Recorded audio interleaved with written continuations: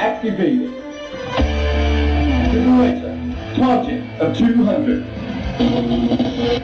Now we'll shut on 3, 2, 1. 20,000? 20,000! Congratulations!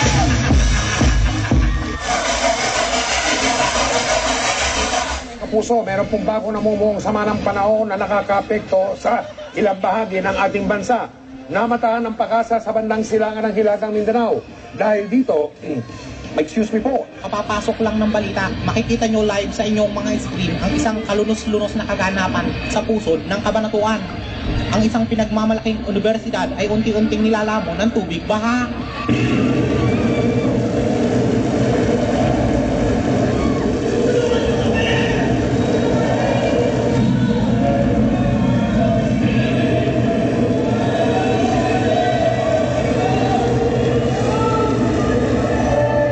Pansin-pansin na ang natitirang bahagi na lang ay ang kanilang ospital na kung saan ang mga nurse at doktor ay pilit na inililikas ang mga empleyado at estudyanteng nagulantang sa di inaasahang pagragasa ng tubig baha mula sa Pantamangan Dam.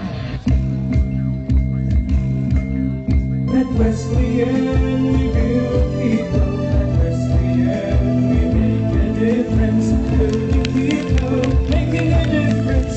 Wesleyan University, Making a difference.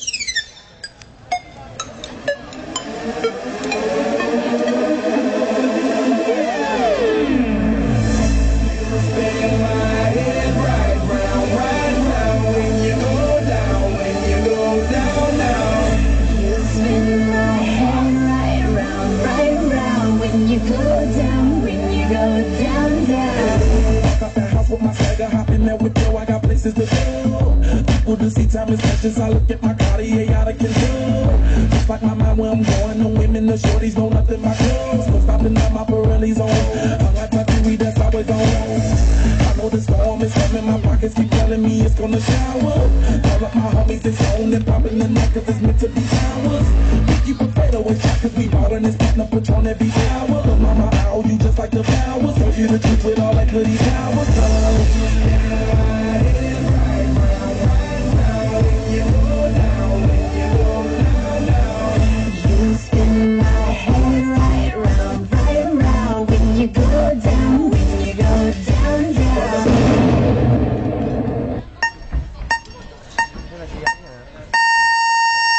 Check this out.